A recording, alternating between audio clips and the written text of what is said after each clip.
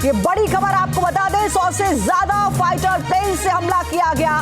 ये आईडीएफ की ओर से दावा किया जा रहा है। F-35 स्टील्थ फाइटर प्लेन से हमला हुआ है। ये आईडीएफ की दावा किया जा रहा है, आईडीएफ की ओर से। हालांकि ईरान की ओर से कहा जा रहा है कि कोई खास नुकसान हमें नहीं हुआ है जो इजराइल की ओर से हमला किया गया है। लेकिन इजराइल जब हमला करता है तो निश्चित तौर पर उसके नतीजे क्या होते हैं, ये गाजा लेबनान में दुनिया देख चुकी है। मधुरेंद्र हमारे सहयोगी इस वक्त हमारे साथ जुड़े हैं। मधुरेंद्र, 24 दिन का इंतजार और बड़ा अटैक जिसका इजराइल की ओर से कहा जा रहा था कि जवाब दिया जाएगा। वेट एंड वॉच की स्थिति में मत रहिए।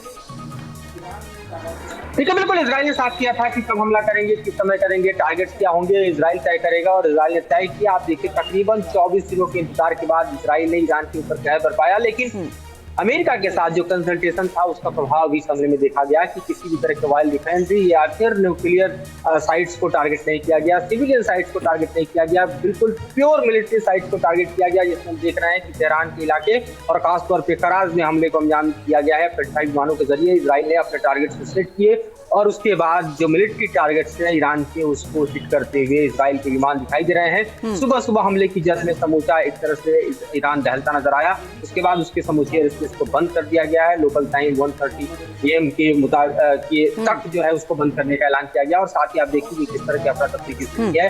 हालांकि सिविलियन साइट हिट नहीं है, लिहाजा ईरान इसको डाउन प्ले करने की कोशिश कर रहा है।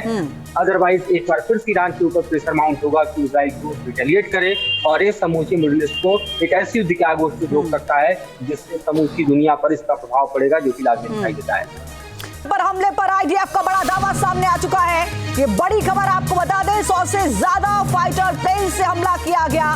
ये आईडीएफ की ओर से दावा किया जा रहा है। F-35 स्टील्थ फाइटर प्लेन से हमला हुआ है। ये आईडीएफ की दावा किया जा रहा है, आईडीएफ की ओर से। हालांकि ईरान की ओर से कहा जा रहा है कि कोई खास नुकसान हमें नहीं हुआ है जो इजराइल की ओर से हमला किया गया है। लेकिन इजराइल जब हमला करता है तो निश्चित तौर पर उसके नतीजे क्या होते हैं, ये गाजा लेबनान में दुनिया देख चुकी है। मधुरेंद्र हमारे सहयोगी इस वक्त हमारे साथ जुड़े हैं। मधुरेंद्र, 24 दिन का इंतजार और बड़ा अटैक जिसका इजराइल की ओर से कहा जा रहा था कि जवाब दिया जाएगा।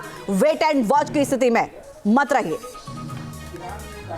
ठीक है, बिल्कुल। इजराइल ने साफ किया था कि कब हमला करेंगे, किस समय करेंगे, टारगेट्स क्या होंगे, इजराइल तय करेगा और इजराइल ने तय किया। आप देखिए, तकरीबन 24 दिनों के इंतजार के बाद इजराइल ने ईरान के ऊपर कहर बरपाया। लेकिन अमेरिका के साथ जो कंसल्टेशन था उसका प्रभाव भी इस हमले में देखा गया कि किसी भी तरह के वाइल्ड डिफेंसरी या फिर न्यूक्लियर साइट्स को टारगेट नहीं किया गया, सिविलियन साइट्स को टारगेट नहीं किया गया, बिल्कुल प्योर मिलिट्री साइट्स को टारगेट किया गया। जिसमें हम देख रहे हैं कि तेहरान के इलाके और खासतौर पर कराज में हमले को अंजाम दिया गया है। F-35 विमानों के जरिए इजराइल ने अपने टारगेट्स को सेट किए और उसके बाद जो मिलिट्री टारगेट्स हैं ईरान के, उसको हिट करते हुए इजराइल के विमान दिखाई दे रहे हैं। सुबह सुबह हमले की जद में समूचा एक तरह से ईरान दहलता नजर आया। उसके बाद उसके समूचे एयरस्पेस को बंद कर दिया गया है। लोकल टाइम 1:30 AM के तक जो है उसको बंद करने का ऐलान किया गया। और साथ ही आप देखिए किस तरह की अफरा तफरी की स्थिति है।